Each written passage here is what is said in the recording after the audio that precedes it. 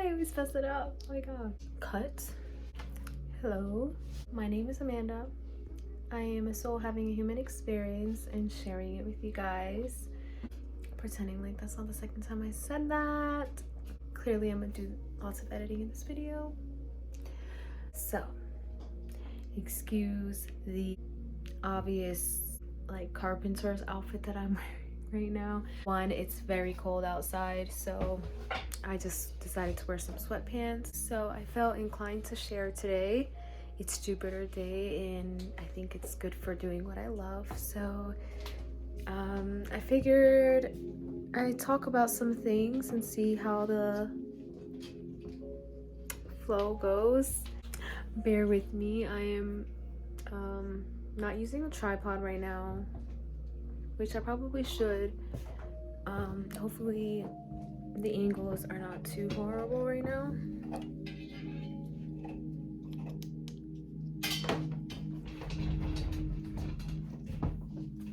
I suppose I could put myself on a tripod. Though I don't know how it's gonna look on the actual website after publishing. I don't want it to look too choppy. Yeah, I think I'm gonna go over here. Okay. It's about time that I take things more serious. So I'm looking to find a space in the house that is going to reflect the energy of when I am doing videos. Clearly, this is a little messy right now. This is my dog's area, so that's why things are on the floor. She makes a mess and I have to put these things away, but that's besides the point. I'm thinking I might start doing videos here, and let's see, well, it'll like be a long way coming, I guess, when time goes by. I want something nice to be like in the background. I want to give more professional setting. So if you have any suggestions, let me know. Yeah, basically this year is the year where I'm taking myself seriously. I'm not sleeping on myself anymore, so we're doing what it takes to put ourselves out there, you know what I mean? So I'm entering my soft girl era and open, receptive, vulnerable, yet confident, brave, strong, resilient phase. I'm going to be turning 30 in about 8 months, 7 months, whatever. And I feel really young still at heart. The only thing that kind of grounds me is the fact that we actually have a house now, so I'm so excited about that still, even though it's almost a year now since we moved in. Mike says hi. So the point is, yeah, I'm taking myself seriously from now on, and I don't know if that's reflecting in any of my videos lately or not, but one thing I did notice and decide is that I'm doing these videos on my terms. I'm creating, well, I created the channel already, but decided like it's gonna be fun for me. I'm not gonna make this like a something I have to do, something that is like a drag, so bear with me. I don't have a consistent schedule just yet, but I'm sure I'll find a flow. So I keep losing my train of thought. The main point of this video, particularly for me, was to express, one, my excitement about something I just learned, and two, just to say thank you for views, for watching.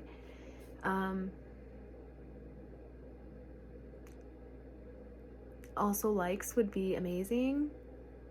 I'm not saying you have to do that, but you know, it will help a girl out. And her dog. And her art. And the algorithms. But, you know, don't like it if you don't like it. we're going to keep growing. We're going to get better every time, each video. Sorry, I keep looking at my dog. She's just so cute. Okay, so with each video, we're going to find reasons and ways to get better and better. And that kind of goes along with what I wanted to talk about anyway. So, the last video that I spoke about, the last video that I put out, I talked about my process in... Mine, I'll leave it. She is so slick. Okay. So in the last video, I spoke about my to-do list hack. And that was... I really don't have anything to say about it. I said it already in the video. It's amazing. It's been helping me. And it still has been helping me.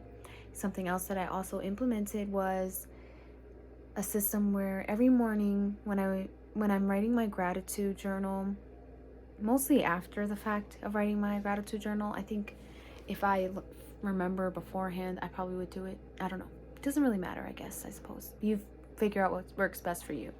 So after writing my first page of the gratitude journal every morning, I will get a sticky note, because I don't really want this to be like something that's permanent inside of my journal, and I'll write down the top of it, problems to solve this morning, and then I'll put it in parentheses, problems, because it's an illusion.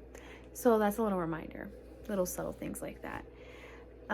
So my intent for doing that was mostly, I think I've talked about this before in other videos before, but we all have this narrative where sometimes, I think everyone every morning, I'm not sure, correct me if I'm wrong, unless you're a morning person who has it figured out already and implemented that early in your life, then I might not be speaking for you. But I think for a lot of us, getting up in the morning is almost like a traumatic event,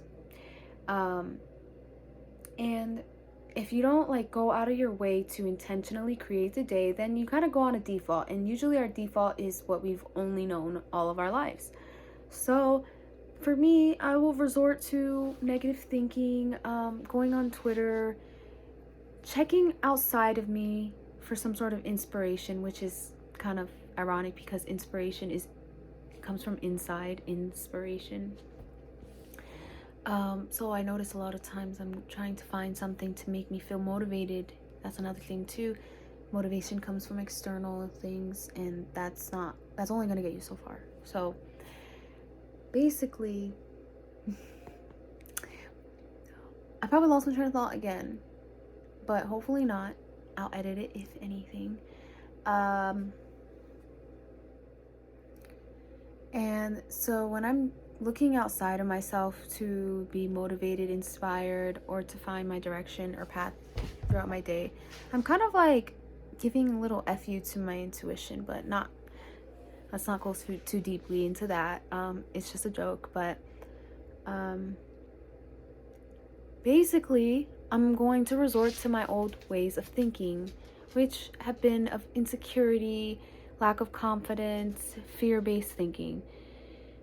And we all know, if you're listening to this video, at least you probably know that when you engage in negative thoughts, you're going to produce negative actions, negative behaviors.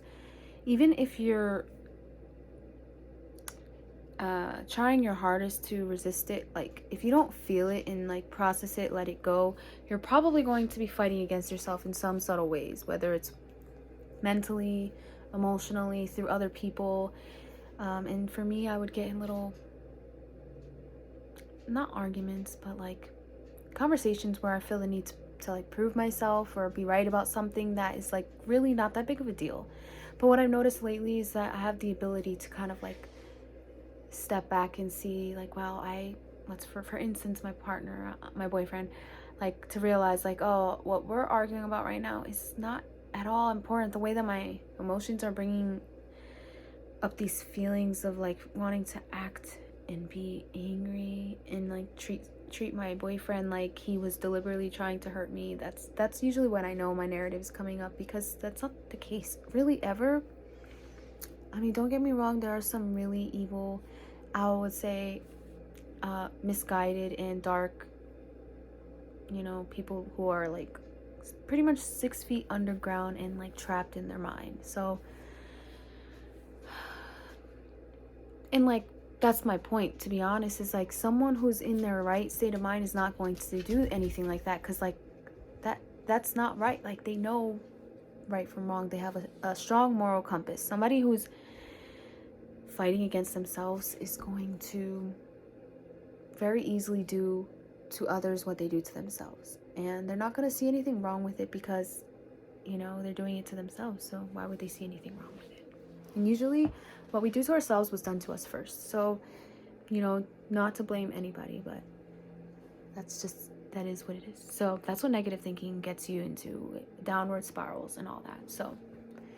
So I decided, like, because, side note, and I guess this is another small story, I had told my boyfriend before, a couple days ago, that the thoughts that you're thinking, even though they seem so silly and like irrelevant, like let's say an insecurity that comes up, it's not just coming up for no reason. Like you might believe that it's for no reason, but it came up for a reason. So you could like address what belief might be like bringing this thought up. And so in talking to my boyfriend about this, I kind of was able to see within myself the same thing.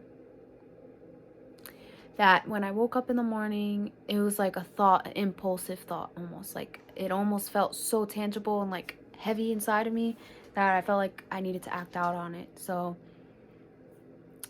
and like when you're learning to be present and process your emotions, it's almost like alchemy.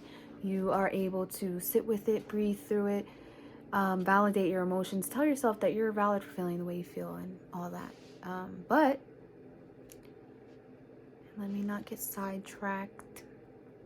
But after you get to the point of learning to alchemize your emotions and transmute and process them, and like just identify from them and realize these are not my emotions, these are programs, these are things that I was taught, these are ways of being that I do not condone, I do not want to bring into my life. I keep losing my train of thought, but it's funny. Usually that's for a good reason. So good thing for the edit button. You'll get to a phase or like the stage where you finally get to find the root of it so that you can see it for what it really is and eradicate it. Once you become aware of it, it's going to get really, really small, and I mean, it might try to take different forms, but you'll recognize it, so it won't have the control over you like it used to. And it's kind of crazy that I'm able to say this now, because I remember being taught this too, and I was like, no way. Like, these feelings felt too real. Like, oh my God, it's hard to even, talk about that part of my past, because I used to be so erratic and emotionally unregulated. But at this point, I'm like understanding how that is valid. Given my circumstances and the upbringing I had, I was only always doing my best. And that's something we all need to remember, because it is really our shame and our inability to accept and embrace where we are that keeps us stuck. It keeps us from, overcoming the hurdles of life. We feel like we can't do it on our own, and we're not doing it on our own. That's another thing. It's just a perspective. Like, if you just trust, your spirit guides, your ancestors, your higher selves, the other versions of you, me, we're rooting for you. And I know that it's the same for me. I have to believe that too.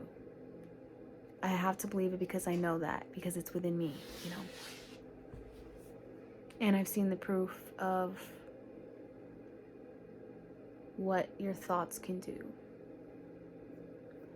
So basically, I'm going on a tangent now, but the point is, I started to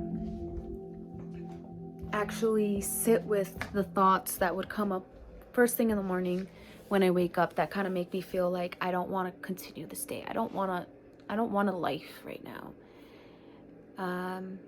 And that's usually when the past events of the repetitive living, the Groundhog Day patterns come to your mind, and you're thinking, oh, it's gonna be this is the day that this usually happens, and I got this look, so it's not gonna be a good day. That's what your mind wants you to, those are the gears your mind wants you to turn, not maliciously, but like it's just so easy to do it. We have been programmed to do it, and if you haven't, then I'm happy for you. You probably are not even listening to this video right now anyway.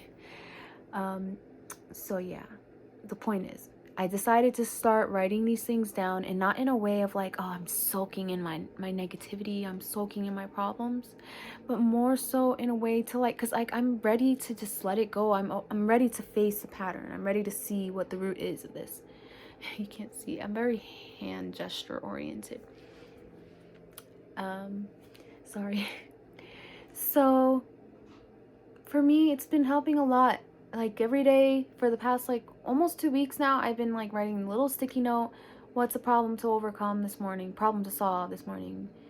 And if I don't find one, which is really cool also, if I don't find one, I'll look for something, almost like trying to find a problem to make better.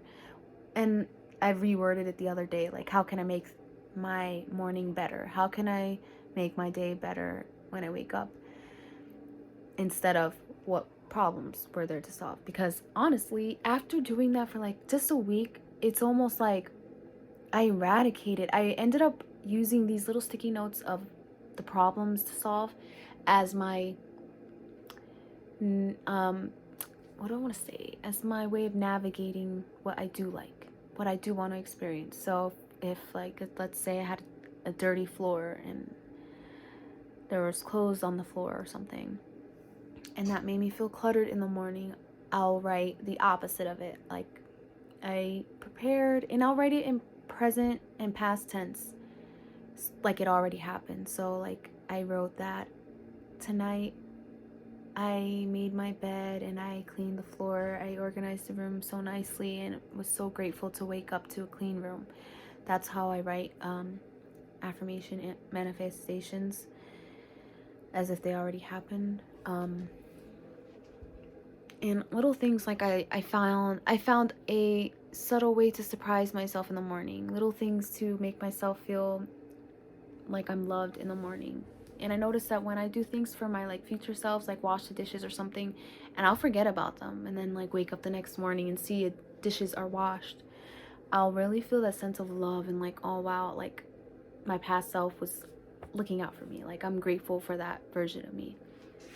And it's like all hacks to be grateful, all different hacks to learn to appreciate. And basically, if you're into like praying and stuff, finding ways to pray and be grateful for things that you want to bring into your life. So like I said, after doing that for just like 5-6 days, I remember even telling Austin, my boyfriend, that I'm like having a hard time now trying to find problems. Like, because I've built this system now, it's like I'm excited to have a problem to learn to eradicate, to prevent this time. And it feels like life really is like Groundhog Day. But that's really the main gist of what I wanted to talk about today.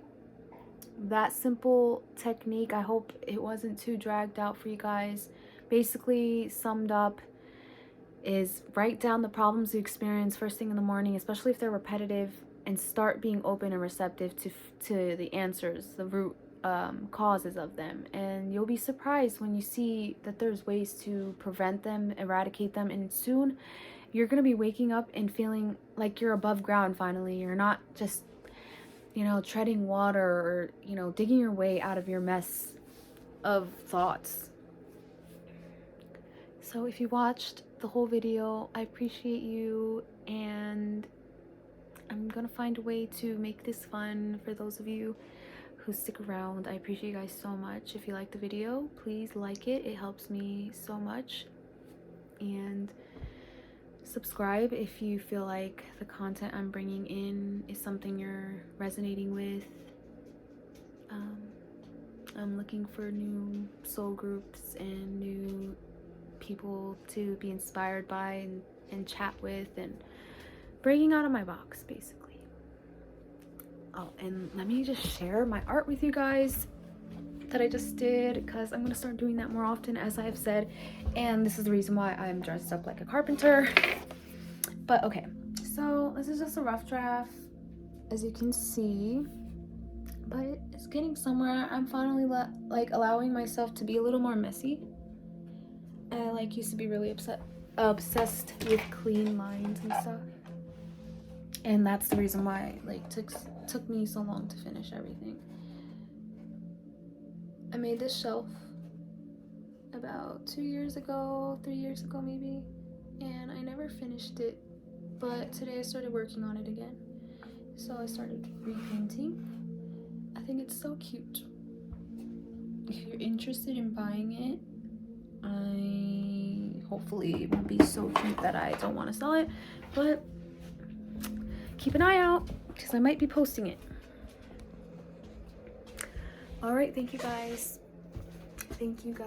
Have a great day. See you next time.